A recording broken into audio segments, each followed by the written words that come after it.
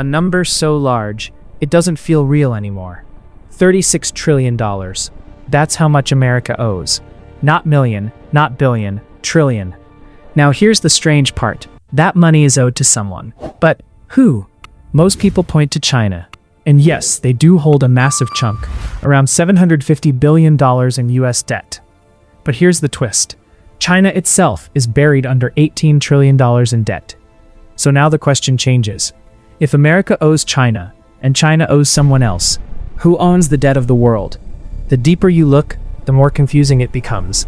Chinese banks hold Chinese debt. Those same banks hold American debt. American banks, they hold debt from China, Europe, and almost every major economy.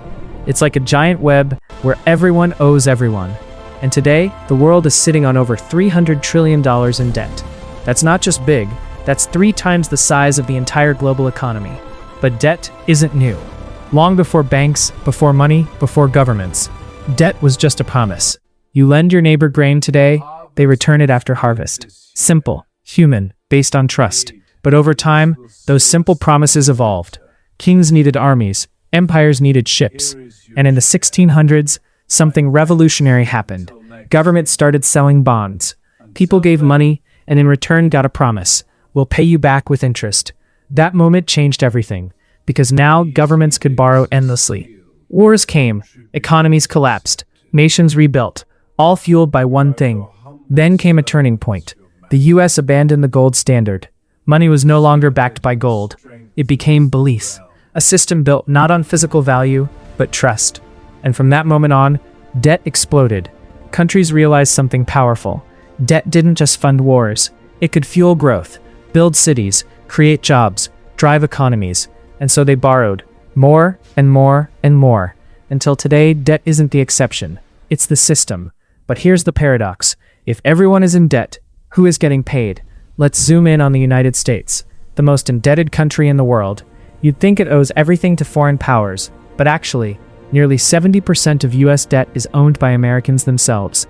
Your bank, your retirement fund, insurance companies, even your savings account indirectly funds government debt. When you deposit money, banks don't just store it, they invest it. And one of the safest investments? Government bonds. So the system works like this. You save money, banks buy government bonds. Government spends money, economy grows, government pays interest, money goes back to investors. And the cycle repeats, again and again and again. And it's not just America. This loop exists worldwide. Japan lends, Europe invests, emerging markets borrow. Money flows across borders, but it never really leaves the system. Dark shift, and here's the uncomfortable truth. Governments don't really pay back debt. They replace it. Old debt is paid by issuing new debt. It sounds dangerous, because it is. When confidence breaks, everything changes. Look at Greece in 2008.